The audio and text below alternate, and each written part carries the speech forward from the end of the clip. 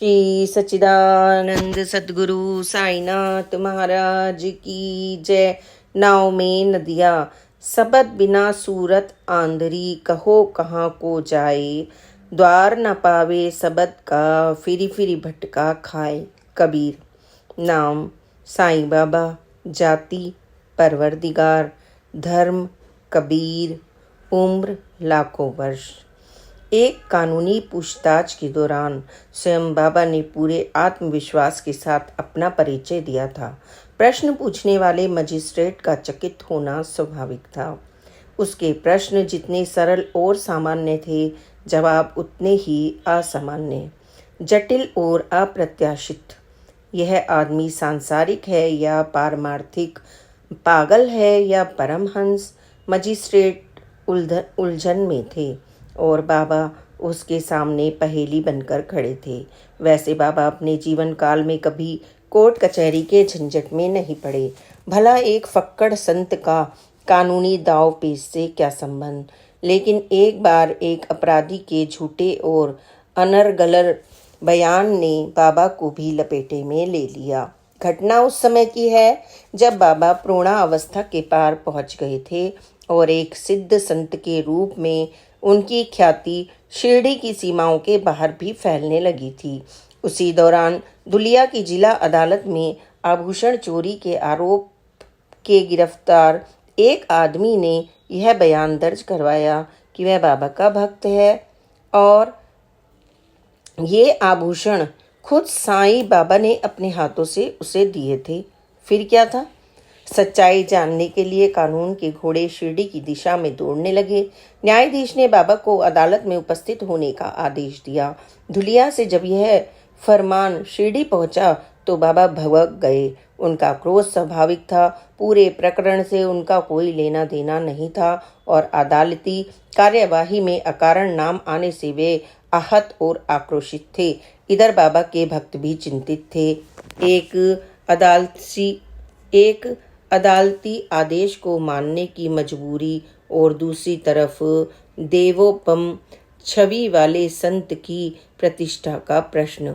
ऐसे में बाबा के कुछ प्रभावशाली भक्तों ने आपस में परामर्श कर न्यायालय में याचिका दायर करने का निर्णय किया।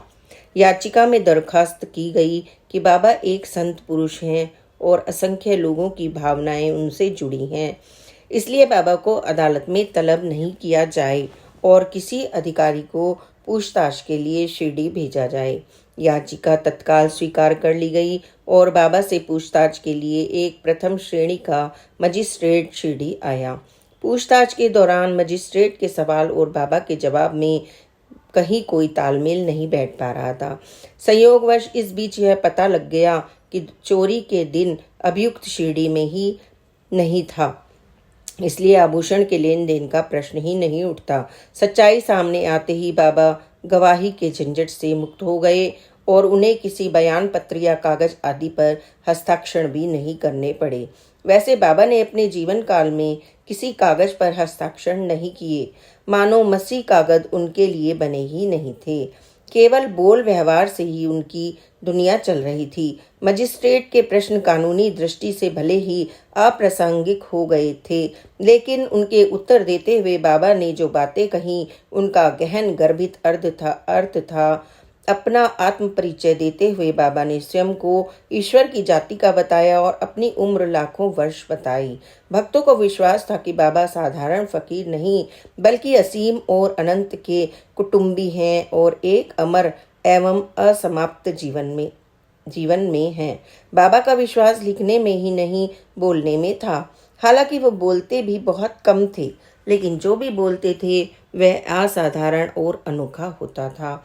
एक बार उन्होंने मेघा से कहा, मेरे शब्द सदैव अर्थपूर्ण होते हैं, थोथे पोचे नहीं। सचमुच बाबा के शब्द नपे तुले एवं प्रयोजनपूर्ण ही होते थे, लेकिन उनके अर्थ में कई पेच गुथे रहते थे जो प्राय सुनने वालों को उलझा देते थे। बाबा जब बातें करने लगते तो लगता था जैसे उनका पूरा व्यक्तित्व ही बोल रहा है और सारा चराचर उन्हें सुन रहा है।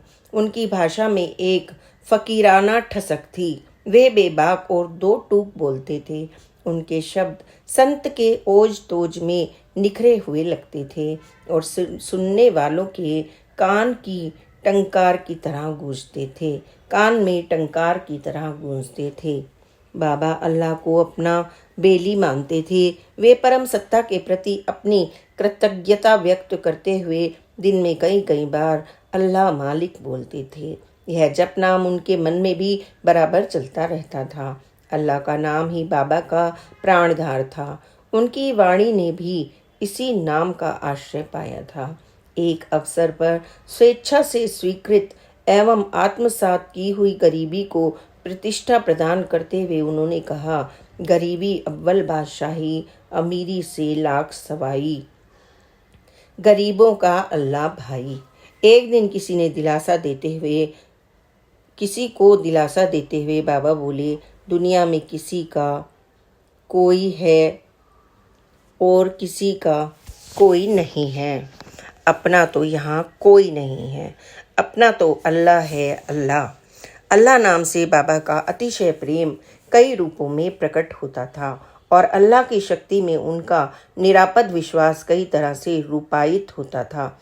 एक बार जब उनके हाथ पर जलने से जख्म हो गया तो उन्होंने चिकित्सा कराने से साफ इनकार कर दिया।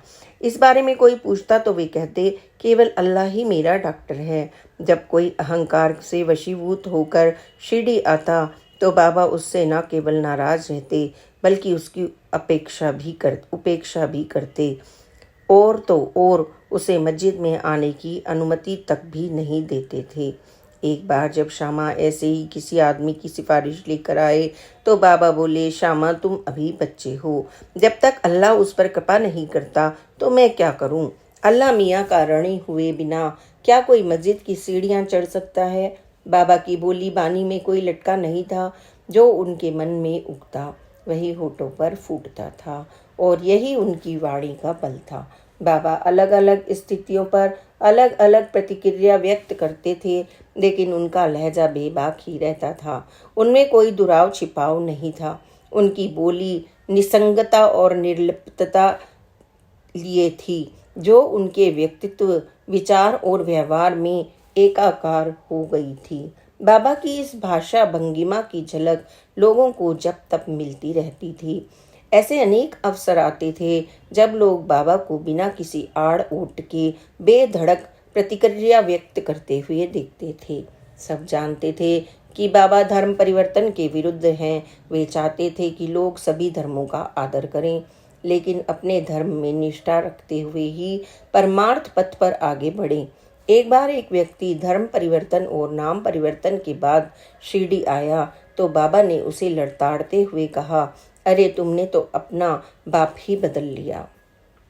इसी तरह एक बार एक संशयग्रस्त मन वाला आदमी शिरडी आया और आने से पहले उसने रास्ते में बाबा के बारे में कई लोगों से पूछताछ भी की। बाबा ने उसे ताड़ लिया। जब वह मस्जिद पहुंचा तो बाबा उसे डांटते हुए बोले, साले रास्ते में भजन करते हैं और दूसरे आदमी से पूछते हैं। दूसरों से क्या पूछना, सब कुछ अपनी आंखों से देखना। सपना झूठा है या सच्चा, कर लो अपना विचार आप। बाबा के ये दो टूक बोल उस आदमी के सिर पर पड़े जो गलती का एहसास करा देने के लिए काफी थे। इसी तरह एक बार काका महाजनी अपने एक निर्गुण पंथी मित्र को आग्रह करके अपने साथ शिरडी लाए। मित्र के मन में बाबा के प्रति श्रद्धा के स्थान पर अश्रद्धा ही अधिक थी और उसका मन भी आशंकाग्रस्त था। उसने तय कर लिया था कि वह ना तो बाबा को प्रणाम करेगा और ना दक्षिणा देगा, लेकिन बाबा के दर्शन का उस पर कुछ ऐसा प्रभाव पड़ा कि वह अपनी प्रतिज्ञाएं भूल गया और बाबा को प्रणाम कर दक्षिणा देने के लिए बेताब होने लगा। तब बाबा ने कटाक्ष करते हुए कहा, अपने बीच जो तेली की दीवार है उसे गिराओ ताकि हम अपने मिलन की राह को आसान बना सकें। बाबा के इस परामर्श ने उस मित्र के सभी संशय की दीवार को ढाने में धक्के का काम किया। इसी तरह एक बार अपने विचाराचार की जिम्मेदारी निर्धारित करने की बात आई तो बाबा ने स्पष्टतः कहा, अपना अपने साथ, उसका उसके साथ। ऐसे ही एक दिन दुनियादार लोगों की श्रद्धाओं की चर्चा करते हुए वे बोले, ये दुनिया भी मज़ेदार है। मैं सबको समान रूप से देखा करता हूँ, लेकिन कुछ चोर बन जाते हैं। ये उनके लिए क्या कर सकता हूँ जो खुद अपनी मौत के जिम्मेदार, मौत के नज़दीक हैं। वे दूसरों की मौत चाहते हैं और उसकी तैयारी करते रहते हैं। ऐसे लोगों ने मुझे बहुत नाराज़ किया है और चोट पहुंचाई है, लेकिन मैंने कुछ नहीं कहा। मैं चुप रहा। ईश्वर बहुत महान है, उसके अधिकारी सब जगह हैं और सब शक्तिशाली हैं। बाबा के इन वाक्यों में एक बेबाकी का और साफ गोई झलकती है, लेकिन इसका अर्थ तुरंत ही समझ में आ जाता है। लेकिन इस तरह साफ बोलना उनके स्वभाव का स्थायी अंग नहीं था। बाबा शिरडीवास के प्रारंभिक वर्षों में बहुत स्पष्ट और सटीक बोलते थे, लेकिन परवर्ती जीवन या देह काल की संध्या बेला तक आते आते संदिग्ध भाषा उनकी विशेषता बनती चली गई। सच तो यह था कि बाबा को पूर्णतः पहचान पकड़ पाना कठिन था, जीवन में भी और भाषा में भी। लेकिन इसके बाद भी बाबा के बोल कभी निस्सार नहीं होते थे। ध्यान पूर्वक मनन करने पर उसका गहरा अर्थ प्रकाशित एवं उद्घाटित होता था। यहाँ तक कि बोधगम्य नहीं होने पर भी उसका महत्व कम नहीं होता था। उनसे थोड़ा बहुत बाबा का फकीर मानस तो प्रकट हो ही जाता था।